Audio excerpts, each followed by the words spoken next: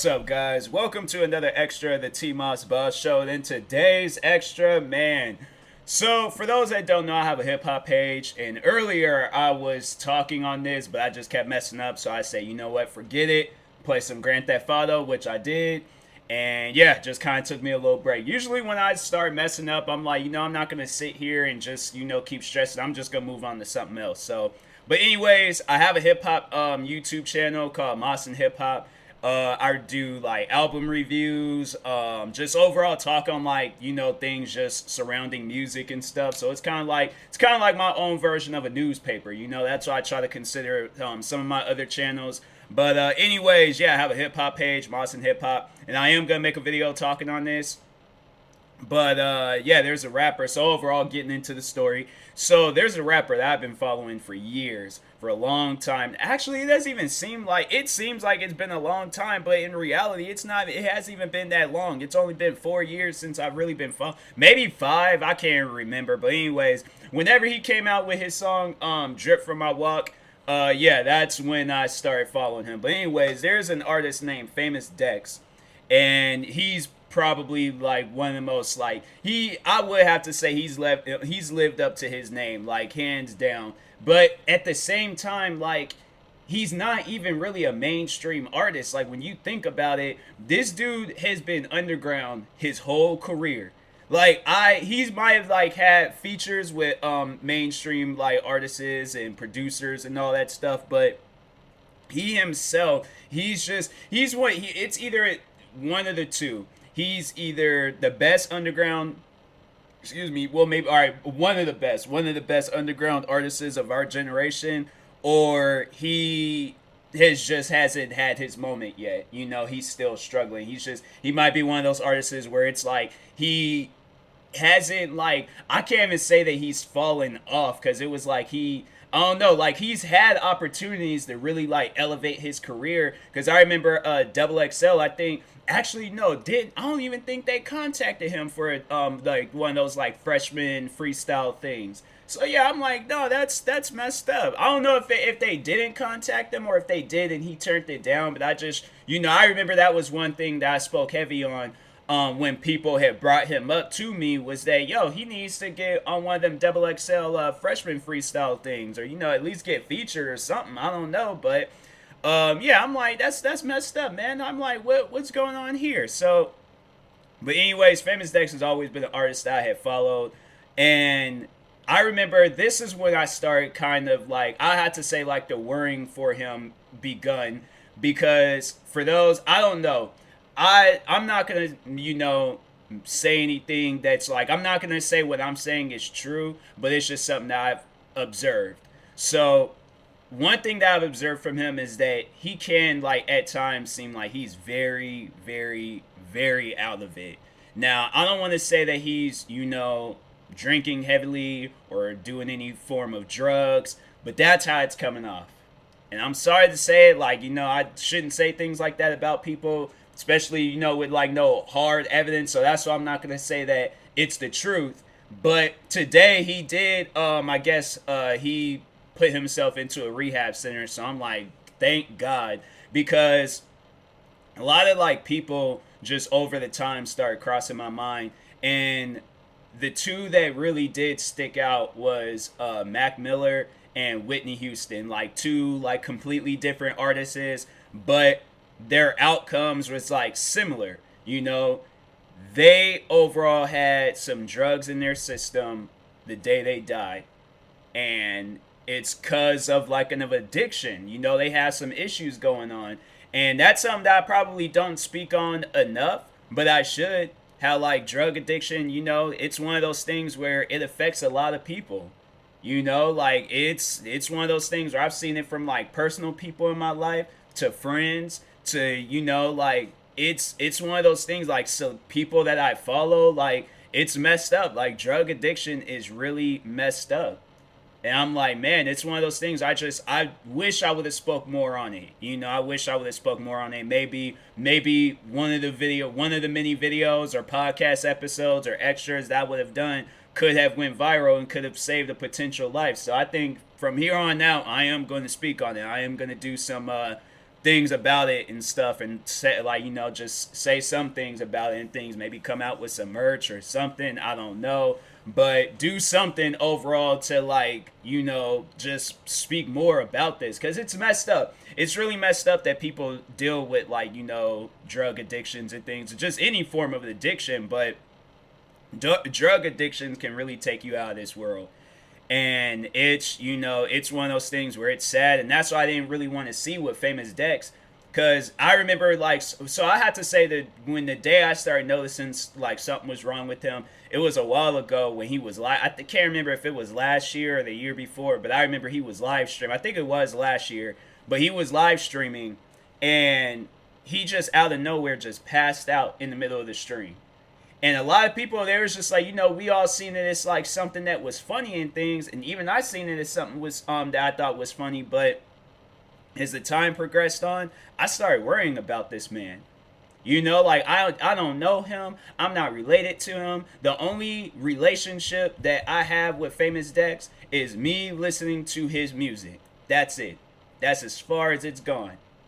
So my thing is like, okay, I've been following you. You're one of those artists that I've had on repeat. You're one of those artists that I like, that I actually like. Like, I've watched your music videos. I've listened to multiple songs of yours. It wasn't just that one song. Probably my favorite song of Famous Dex. And that's like a song that you should hear at like a festival or something. Like, it should be like dead smack in the middle of summer. Like, that is my summer song. I love that song. At least, like, I try to every summer listen to that song. Like, on a night or in the morning, whenever. It can be like, and I'm telling you, even when I was like at before the pandemic and I was at work downtown Seattle, just on a good sunny day, and that song start playing on my phone, oh man, my ultimate vision with that song, to just kind of like, just, I guess, like, just, I don't know, I feel like it's like kind of weird, like, I'm out here like trying to promote, like, drug addictions, like, need to come to an end, but at the same time I'm out here telling y'all like my little fantasy that I ain't had. But no, so I'm in a red Mustang convertible, top down. And then it's like I'm out in the middle of a desert like area, like either heading to a festival or leaving the festival, whenever. But it's the sun is setting. That song is playing, and I'm just cruising, just so relaxed. But should Red Bull? I feel like a Red Bull should be. Yeah, I like Red Bull cold, nice ice cold Red Bull. I'm just sipping on that, bro. And then then the song's just playing it just as loud as possible. Like, that sets the mood right there. That song is a mood. Prove It by Famous Dex. Like, listen, if you've never heard of a Famous Dex song, listen to that song. That song is like, that's hands down my favorite song from Famous Dex. He has other good music, but that song right there, that was a good song. That was a very good song. But as the time progressed on, even after that incident, I can't remember if this was before or after, but I remember he did a song with I think it was the YouTuber DDG, and he just came off like he was very out of it even when doing that song. And I think after that, DDG, he didn't even really do no more music with Famous Dex. And then it was not too long ago, he was like doing an interview and they asked him a question and he seemed out of it then. Then just recently, maybe it was like yesterday or a couple of days ago, he passed out again in the middle of a live stream. And then somebody had to like come in, grab his phone and, turn it off. But I'm like, man, that's scary. Like, that's very scary, because I'm like, yo, with this situation, like, regarding, that was another artist that I forgot about, Lil Peep. Like, bro, it's these artists when they just OD, and I'm like, it's sad. It's truly one of the most saddest things ever. And people they were fearing for Famous Dex, because I know with the Lil Peep, I didn't even really know Lil Peep. And I remember the day I heard he died, I listened to his music, and it was something where it's like you listen to a person's music and you feel that pain that they're either singing or rapping about. I'm like, man, I listened to his music, and it was something where I'm all like, dang, it hit deep. His music, honestly, like, y'all can say what you want to say about Lil Peep. His music hit deep for me. Because it was like some of the things that he talked about, I'm like, dang, man, I feel it. I honestly, truly do feel it. And then it was like with Mac Miller. Mac Miller, he was somebody that I've been following ever since I was in high school. No, I remember I heard some of his music. I think it was, I remember because I was really into like music production, and I remember there was these two music producers that I would listen to a lot. Luger, I think that was like the actual like guy's name, or I don't think it was his actual name. This is his like music name, and then there was this other guy like Jahil Beats, I think. But anyways, I used to listen to them. Any songs that they produced, listen to it. Didn't even care. And I think I came across Lex Luger. He did like a song. It was him, Juicy J, and Mac Miller. They did a song, and I remember I started listening to. I remember I was like listening to his like that particular song, and then ended up listening to a lot more of Mac Miller's music. I think that's how I got into his music. I can't remember, but then I remember he came out with his reality TV show. Like, I've been a fan before Mac Miller, before the whole Ariana Grande situation. Like, everybody, oh my God.